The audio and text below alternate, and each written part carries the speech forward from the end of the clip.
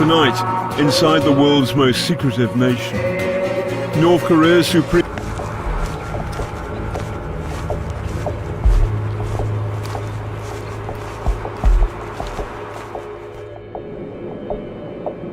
We're flying into the strangest nation on earth. Unstable, paranoid, aggressive. And after its latest nuclear test in February, even China, its old ally, voted against it at the UN. No wonder North Korea is fast running out of friends.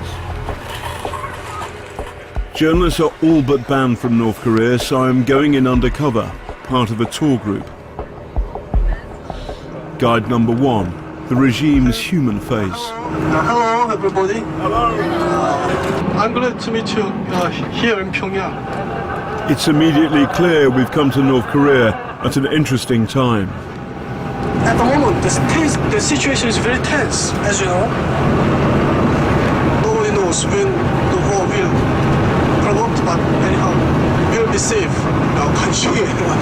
You know, our boss has the mark, the Korean International Travel Company, so the Americans won't strike our boss. Our guide number 2 says hello. So, good afternoon, everybody. So, I'm a guide from KITC. So, They were both our guides and also our ever-vigilant escorts. We're on an official 8-day tour, so the guides put us up in one of the top hotels in the Democratic People's Republic of Korea. Pity about the lights. This is our hotel in the centre of Pyongyang. This is the toilet. There are no lights, stinks, there's orders on the floor. And here's the view outside the hotel. They're building a bank, night and day. Day and night. It's 4 in the morning. They never stop. I'm told it's a joint venture with a Chinese bank, a rare sign of inward investment.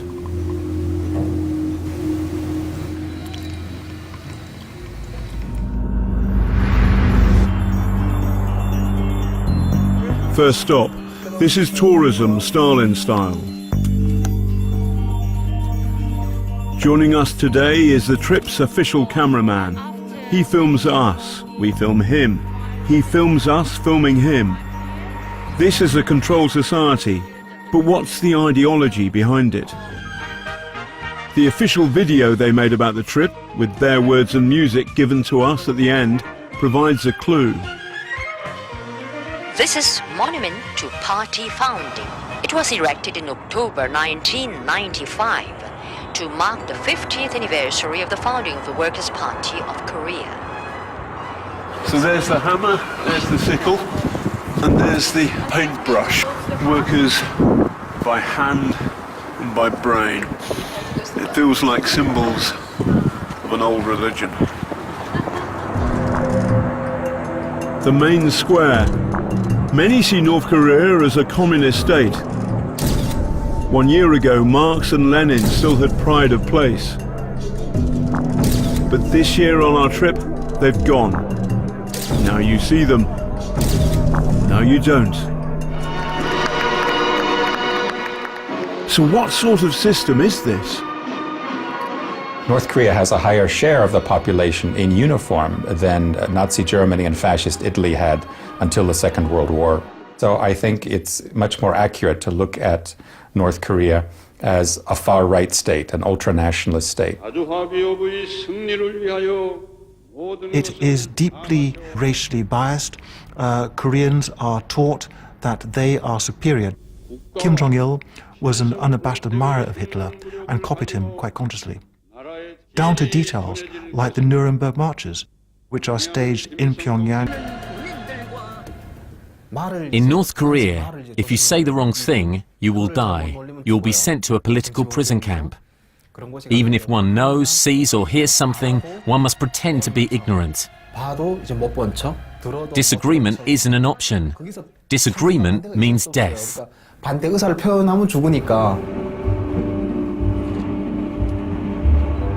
The ideology may be terrifying, but does this place really work?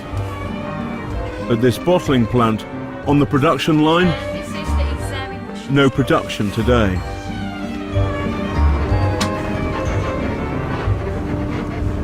The military seems to work. On the road, anti-aircraft guns.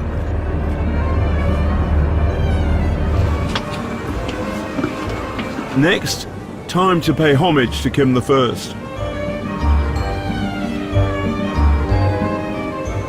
I bow. It's what's expected given the godlike status of the Kims.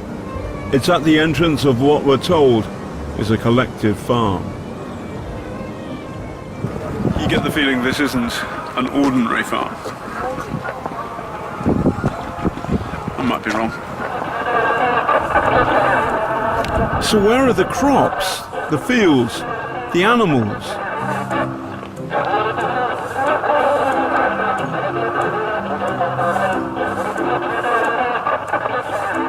Instead, propaganda drums out from loudspeakers all day long.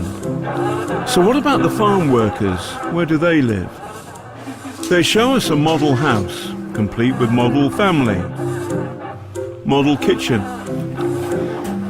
and a fridge full of food. But this didn't seem to have anything to do with farming. Very much a real-life farming experience.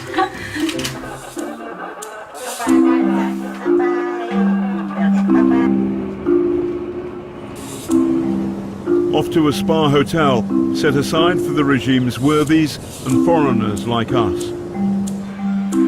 Breakfast in a gilded cage.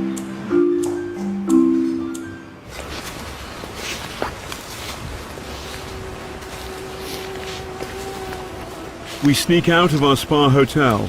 The barbed wire separates us from the locals. North Korea is one of the poorest places on earth. So, welcome to the real North Korea. Life is bleak here. No reliable power, no freedoms as we know them, not even to travel to the capital without permission.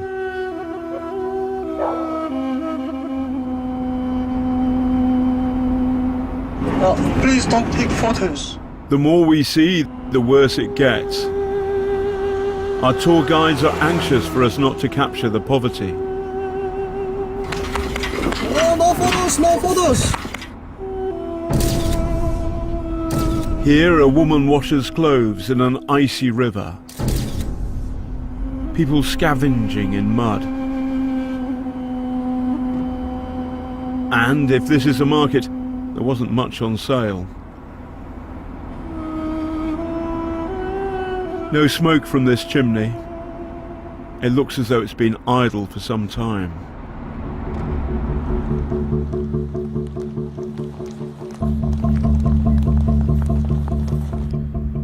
They take us to a showroom for this giant industrial complex. They make electricity generators here, they say. There goes the electricity again. We asked for a tour of the factories. Now the Korean Peninsula's situation is getting worse and worse on the verge of Korean War. So they are now producing the military things. So they can't show the whole factory. To us, they use the war as an excuse when things go wrong. Do they do the same with their own people? When you talk to North Koreans about the state of their country, a lot of them recognize that North Korea is very backward and very poor. But they tend to blame that on outside interference, American sanctions, and indeed, if a light bulb blows in Pyongyang, people will say, blame America.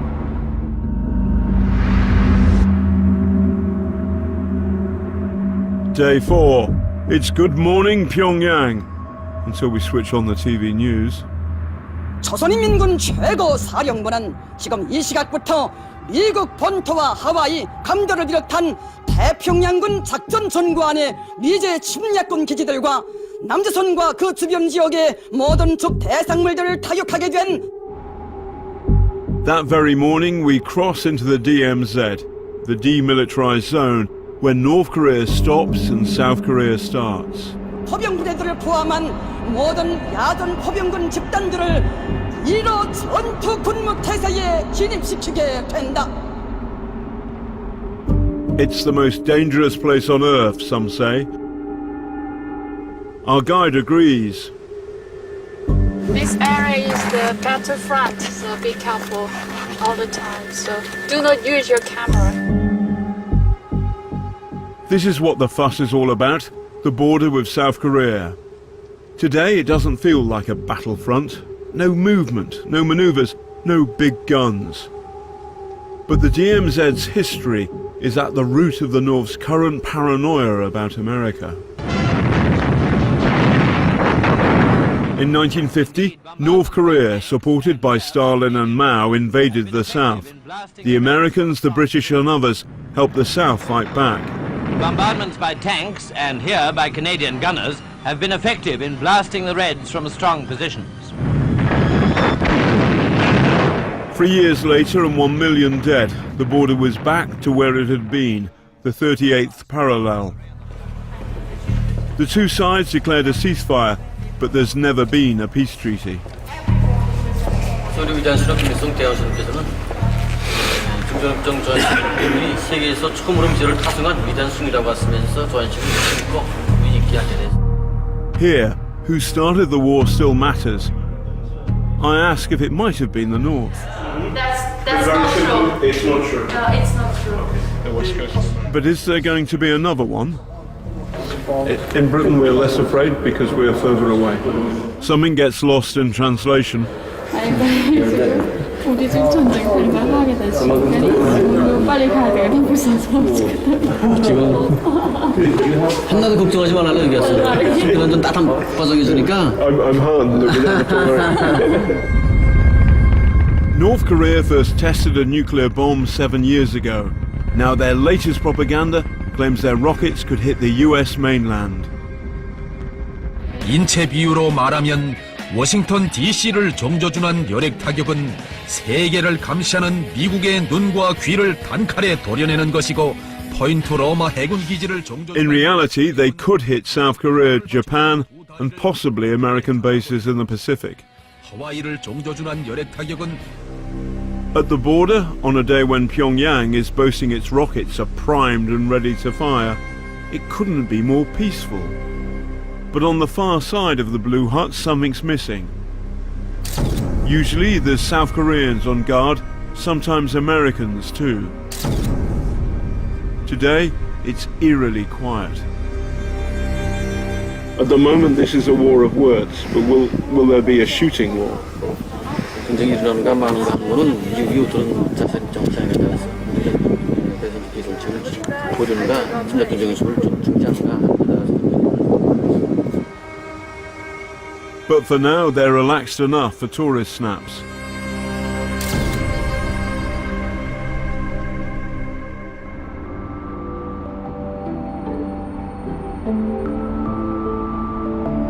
Next stop, a few miles north of the border.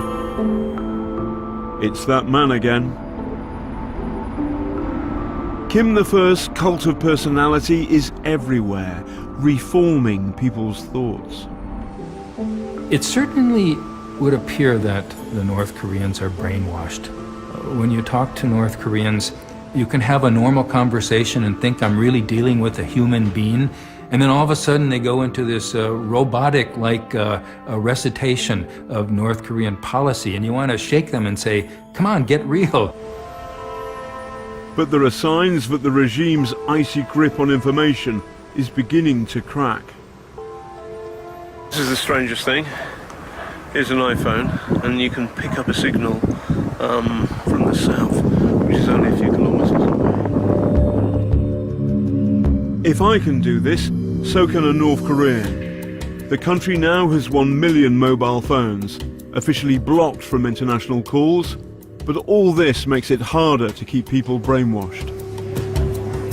Mobile phones are very important in communicating information quickly about what is going on inside North Korea. I suspect you'd find that the chattering classes in Pyongyang know very quickly about events that happen in the northeast. This is quite a big change. Oh, A night out in Pyongyang. Our guide has a lullaby for us, the nation's reunification song.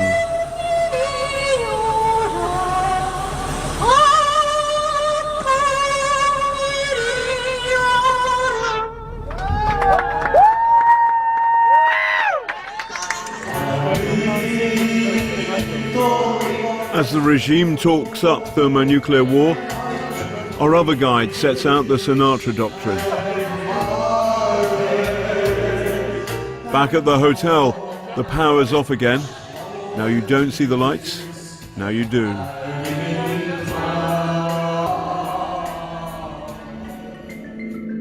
Look at this shot taken from space. Compare the night sky. The north puts out a sad glowworm. The south blazes with light. A few miles south of the border, it's as if you're on another planet.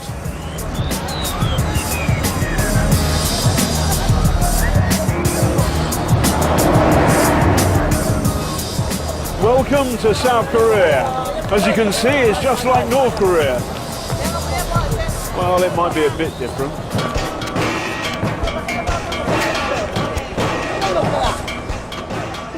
In South Korea, you've got all sorts of things you don't have in North Korea. Shops, adverts, individuality, freedom of religion, freedom to go for a walk. There are 25,000 defectors from the north here. The question is, why aren't there more? I'm here to meet a doctor from the north who is now free to speak, albeit anonymously. South Koreans wonder why North Koreans do not rebel. Brainwashing starts in the womb. It becomes natural to bow to the portraits of the Kims every morning. 그냥 아침밥 먹을 때도 먼저 가서 인사하고. Back in the north, on the outskirts of Pyongyang, we pass a military convoy.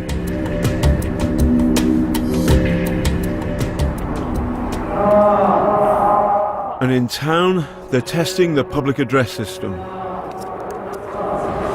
Something's going on. We've seen loads more soldiers in town today.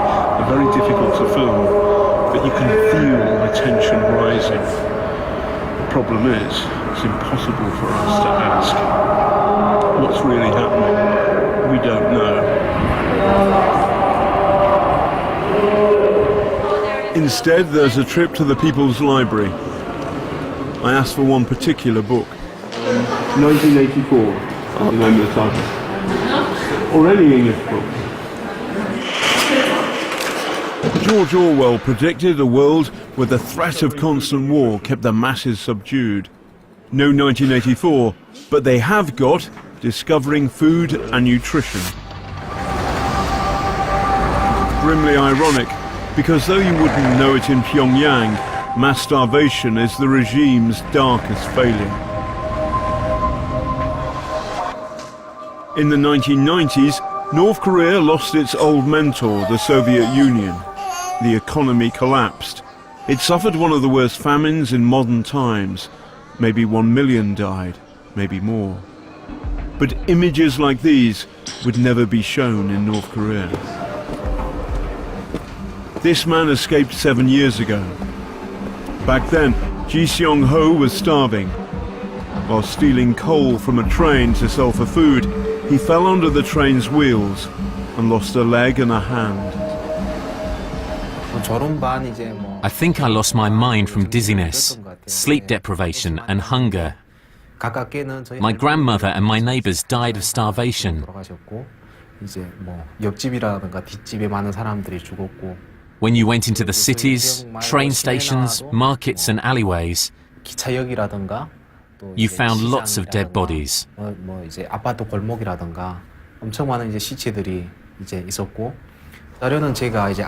I do not know the exact number, but countless people died. Countless.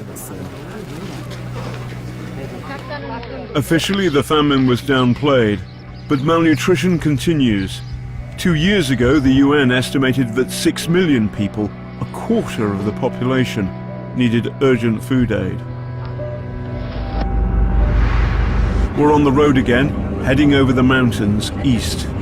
Due north of here is something our guides would never ever show us. The North Korean Gulag. These shocking images appear to speak to life and death inside the regime's concentration camps.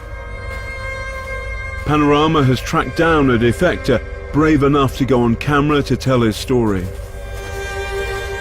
Young Gwang-il was a prisoner in Camp 15. How did they bury the dead in the winter when the ground is cold? No, we don't bury them. We leave the dead bodies in a warehouse till April. We bury them in April. When we go to bury them, they're already rotten and totally decomposed. So they're shoveled like rubbish and buried. How many bodies in one hole in the ground? Up to 70 to 80 people. Has the new leader acted to close down the Gulag? Far from it. Defectors say the camps are getting bigger, not smaller. Day 7. We've been taken out of the city. In Pyongyang, they stage a military parade. The regime is shaking its fist at the world. For us, a ride on the metro. No ads, and it just so happens to be the deepest in the world. Handy if the war ever did go nuclear. This is the first moment we bump into ordinary North Koreans. Even in the tube, the regime's wall of sound never lets up. There are times when it feels like we're inside a doomsday cult.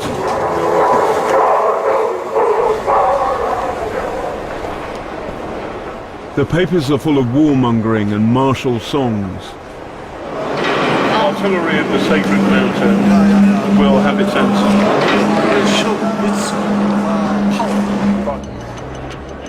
But the military-first policy has a price. On the day the regime orders its forces on standby, they take us to one of the country's biggest hospitals. Here, the doctor says, they can care for 1,300 patients. In the mausoleum, it was light and warm, and in the hospital, it's freezing. At least the power is on, but it's gone again. They show us a series of fancy machines, a CT scanner, UV lights, but something's missing. We haven't seen a single patient yet. There are no patients here? What? There are no patients. No, 오늘 환자 없는 거.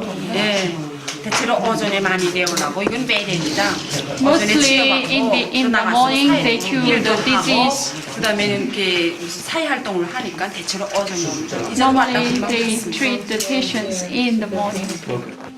So why aren't we allowed to see them? We asked the doctor who defected about her experience of North Korean hospitals. If you, as a doctor, had said, we need more money for medicines for the patients, what would have happened to you? If that happens, they would kill me, the next day or even that same day. They would kill you regardless of your ranking. Even a high-ranking official would be killed. Everyone knows that. It's the end of our tour, and we still haven't seen any patients. Tell the doctor, we're not fools. We haven't seen any patients. Please don't treat us in this way. The doctor explains that we can't see patients without their permission, but we can't ask for that without seeing them. Catch-22.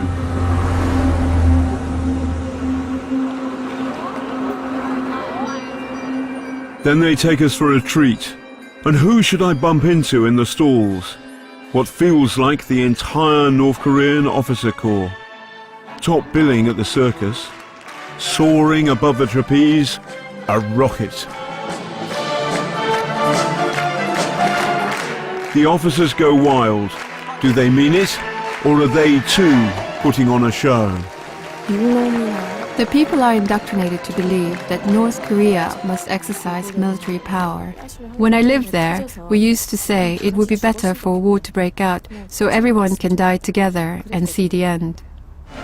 But what if this high wire act, blaming foreign enemies for its own failures, goes wrong? North Korea is on a collision course with the United States and South Korea. We may see a thermonuclear war, but it wouldn't be because the North Koreans wanted it. But it might come to that as a result of a disastrous miscalculation.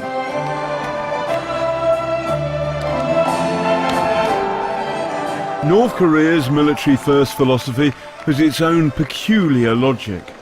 The untested leader of the soldier state must threaten war to stamp his authority at home and abroad. Unless China, his major ally, reins him in, there's a danger that he could take that logic too far. Kim Jong-un is not yet fully in control, I think. He needs to keep showing that he's strong.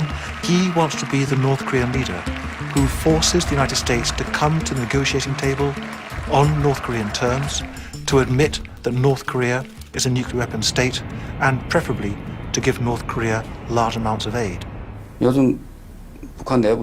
My friends in North Korea say they cannot live anymore.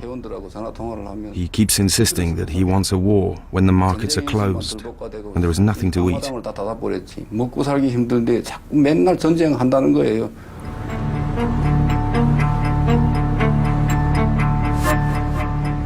On the day we left, North Korea declared a state of war with its neighbour. For the moment, Kim III remains armed with nuclear powers, the most dangerous man on the planet.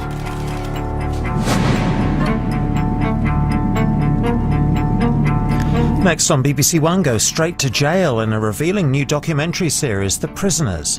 On BBC Two, Lucy Worsley explores how royal illness has shaped the health and history of the nation.